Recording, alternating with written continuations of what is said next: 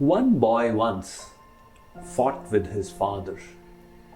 He became so annoyed and upset upon his father that he decided to leave his home. He went here and there to make a living for himself, but failed repeatedly. Finally, having no options left, he became a beggar. Someone recognized him and went and reported to his father.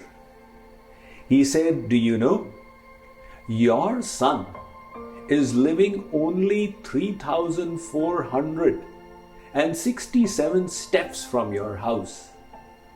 You are a billionaire. He is living as a beggar in a straw hut." The child may go wayward, but the father is loving and compassionate. He left you and went away, but I am sure today he would love to be back. Why don't you go, hold his hand, and bring him back to your home? The father said, "Let my son take one step towards me, and the remaining 3,466 steps I will take myself." The man said, "If you are willing to take 3,466 steps, why are you putting the condition of one step? Why don't you just say that I will take the entire distance of 3,467 steps? Hold his hand and bring him back like a loving and compassionate father." The father said, "I am willing to do that as well. But what is the guarantee that when I reach his hut, he will be desirous of returning with me? Let him only express his desire to be back by taking that one single step. The rest all I will do." What an interesting story. God is our eternal Father. We have turned our backs to Him and are suffering in material existence. We wish to return back to Him. However, He is divine, and none of our material practices is sufficient to unite us with Him. There is only one way of reaching God, and that is to attract His divine grace. So how do we attract His divine grace?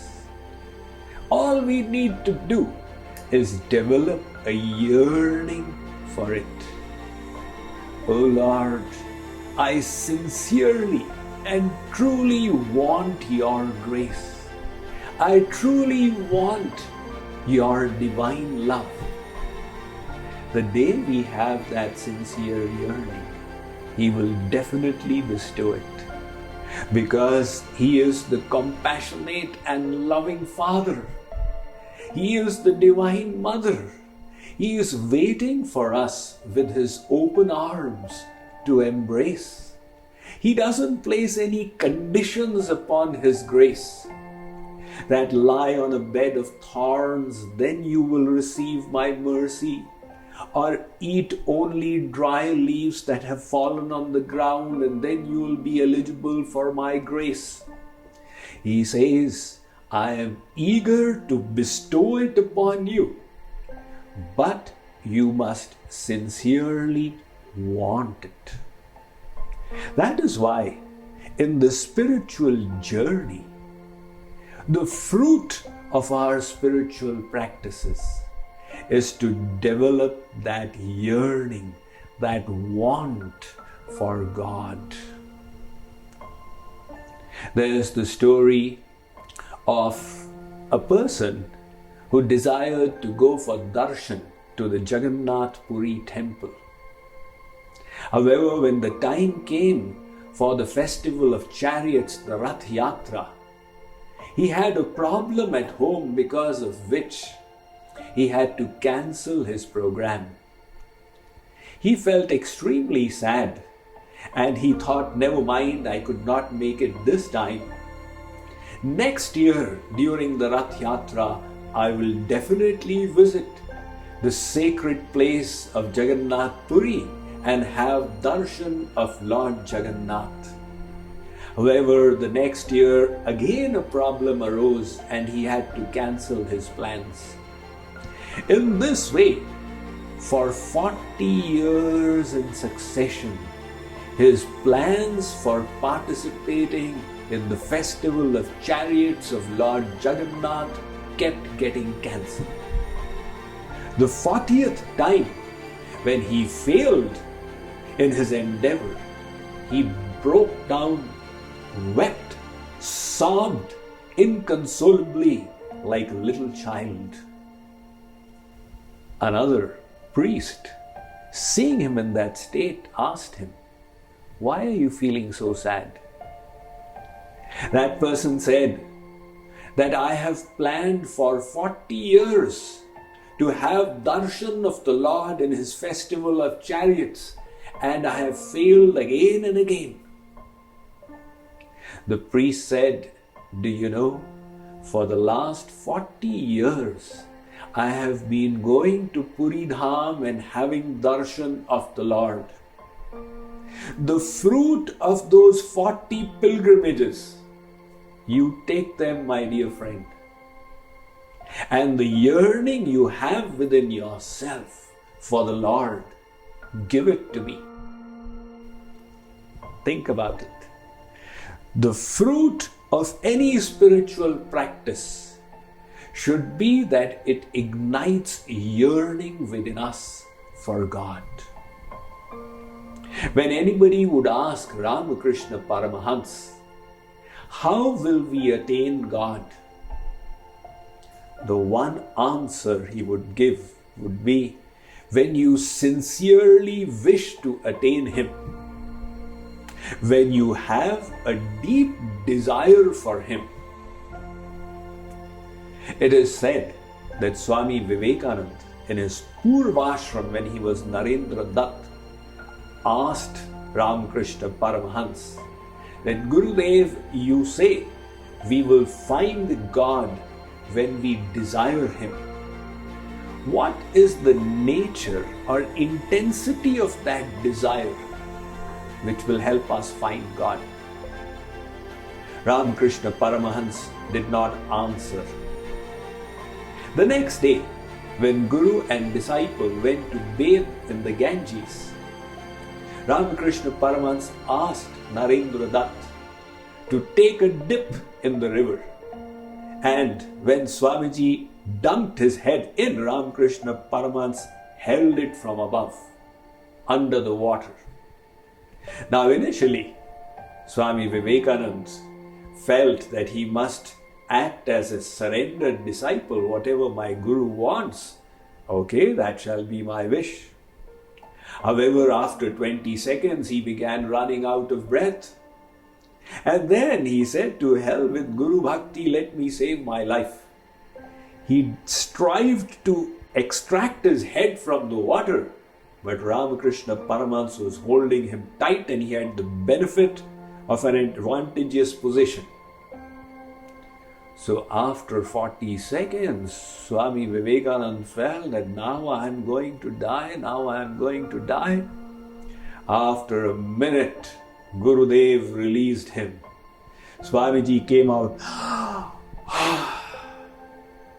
Ramakrishna Paramahans said, "What happened?"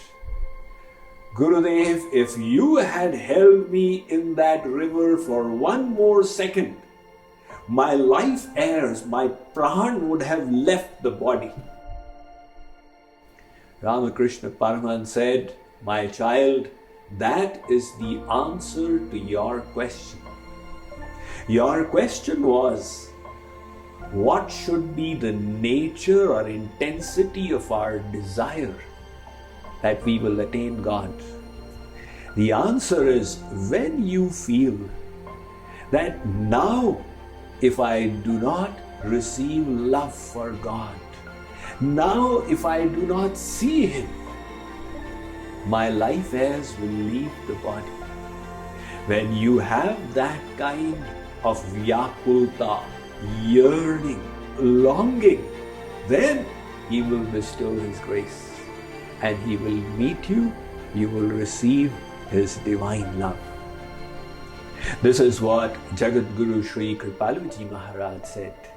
Hari se mile benu Govind Radhe ek pal yug lage Hari se mila de.